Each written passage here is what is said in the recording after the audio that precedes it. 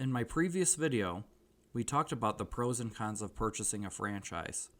With huge brand recognition and a dedicated customer base, also comes with expensive startup costs and legal limitations. In today's video, I'll discuss a different option, buying a business that already exists.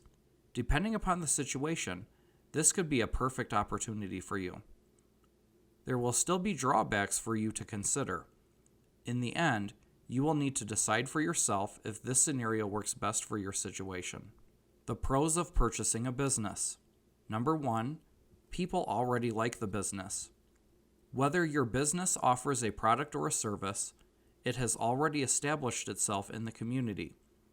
Chances are good that people enjoy your product and that you'll have plenty of return customers for your business.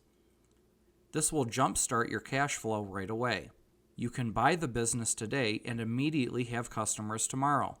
Had you started brand new, you would have to build a base from scratch, and that takes time. Number 2, your startup time is significantly reduced. If you're buying someone else's business, you are very likely also purchasing all of the equipment inside too. Everything is installed, it's in place, and it's ready to go. In addition, your supply chain is also already established. The delivery guy knows what kinds of deliveries need to be made, including how much and how often. Vendors also won't need to set up a new account with you, as you've already been established with them. Finally, you will inherit a staff that requires little to no training. They will already have an idea of what their jobs are and how to do them. Number 3, it will be easy for you to secure financing. Lenders already know that your business has been in place and received consistent revenue over the years. This is a lot safer for lenders to loan to you, as new, unestablished businesses could fail and their investments would be lost.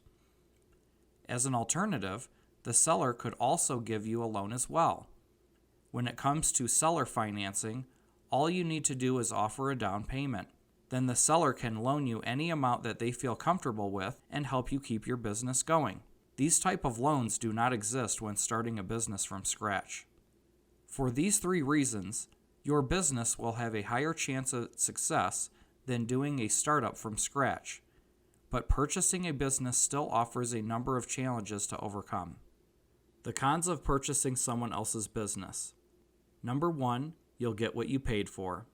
Sure, you might save money, but if it is an established and profitable business, the owner will likely want a lot more money for the place, and maybe even more than what a startup situation would be like.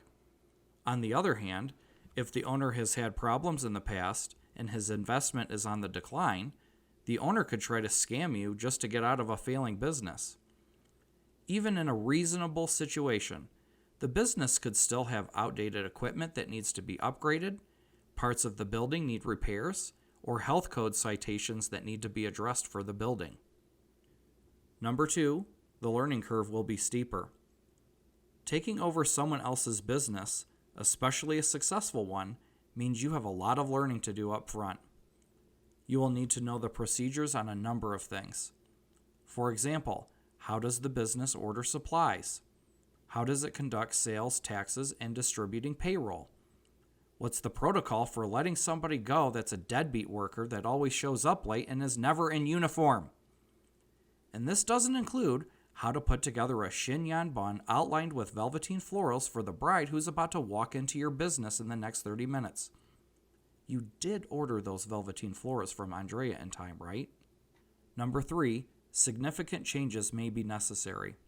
One of the hardest situations that you need to overcome when buying an owned business is overcoming a bad reputation or a business that's on the decline. To improve the situation, you will undoubtedly need to make some changes. Upgrades in equipment will cost money.